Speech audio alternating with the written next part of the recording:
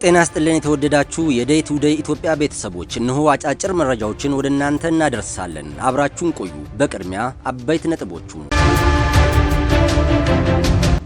ሞባይል ስልክ በመቀማት ወንጀል የተከሰሱ ግለሰቦች በእስራት እንዲቀጡ ተወሰነባቸው። ተቀጥሮ ከሚሰራበት የስርቆት ወንጀል የፈጸመው ግለሰብ በጽኑ እስራት እንዲቀጣ ተወሰነበት።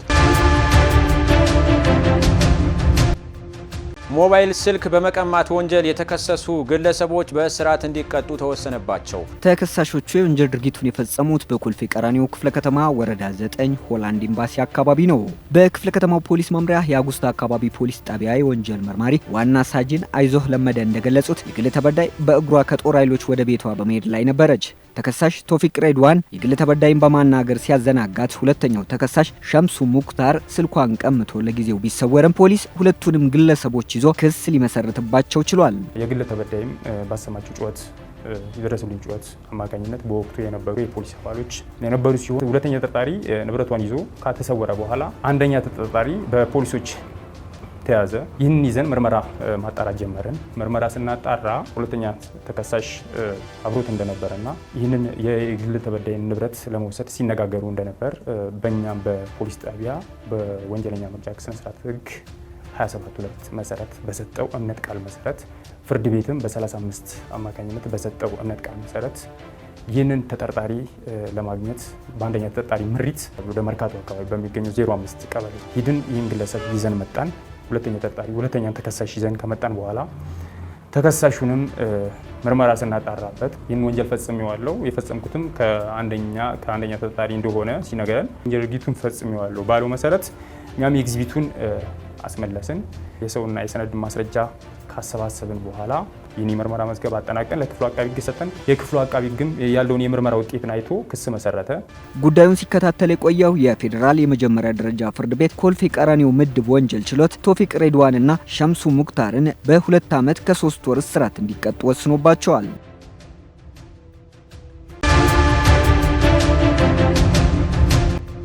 ተቀጥሮ ከሚሰራበት የስርቆት ወንጀል የፈጸመው ግለሰብ በጽኑ እስራት እንዲቀጣ ተወሰነበት።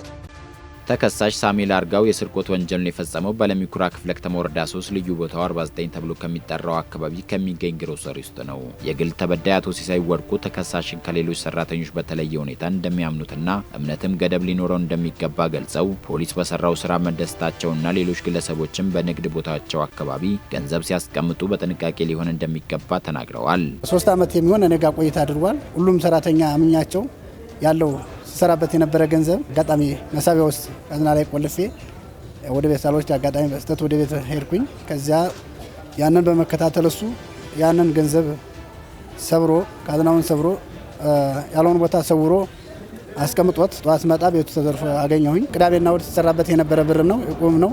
ያስቤ እሁድ ዝግ ስለነበረ ሰኞ ለማስገባት እየተጣበኩ እያለ ነው በዚህ መሀል ላይ የተፈጠረው። ነጋዴው ህብረተሰብ እንደኔ ያለውን ጥንቃቄ እንዲያደርግ ነጋዴው ህብረተሰብ ለምን እንደኔ እንዳይታለል ጥንቃቄ እንዲያደርግና በአግባቡ ወደ ባንክ ገንዘብ እንዲሄድ ነጋዴውን ህብረተሰብ በዛው አስተላልፋለሁ። ፖሊስ ተገቢውን ክትትል ባያደርግ የገንዘብ ላይ ይገኝ ይችላል እና እነሱንን በጣም ነው አሁን በድጋሚ ፖሊሶችን ማመሰግነው። የሰሚት አካባቢ ፖሊስ ጣቢያ ወንጀል መርማሪ ዋና ሳጅን መኳንንት ዳምጤ እንደተናገሩት ተከሳሹ በስጋ ቆራጭነት ተቀጥሮ ከሚሰራበት ቤት ውስጥ ሰራተኞች በተኙበት አጋጣሚ 450 ሺህ ጥሬ ብር ሰርቆ መሰወሩን የግል ተበዳይ ባመለከቱት መሰረት በፖሊስ ክትትል ተይዞ በፌዴራል የመጀመሪያ ደረጃ ፍርድ ቤት ለሚኩራ ምድብ ችሎት በጽኑ እስራት እንዲቀጣ መወሰኑን ተናግረዋል። ኤግዚቢቱ ሲገኝ በነበሩ ምስክሮች አረጋግጠን በዛ መሰረት ፍርድ ቤት መጀመሪያ ጊዜ ቀጠሮ ቀርቦ ለውሳኔ በማረሚያ ቤት ሆኖ ለውሳኔ እንዲጠባበቅ ከተደረገ በኋላ ፍርድ ቤቱ በወንጀሉ ጥፋተኛ ነው፣ ሌሎችም ግለሰቦች ከዚህ ድርጊት ይቆጠባሉ የሚል የሚያዳግም 5 ዓመት ከ6 ወር ጽኑ እስራት ውሳኔ ወስኖበት ያለው። ህብረተሰቡ ሰራተኛ ሲቀጥር በህግ አግባብ ሊቀጥር እንደሚገባና ከቀጠሩም በኋላ በተገቢው መቆጣጠር አስፈላጊ መሆኑን መርማሪ ዋና ሳጅን መኳንንት ዳምጤ በመልእክታቸው አሳስበዋል።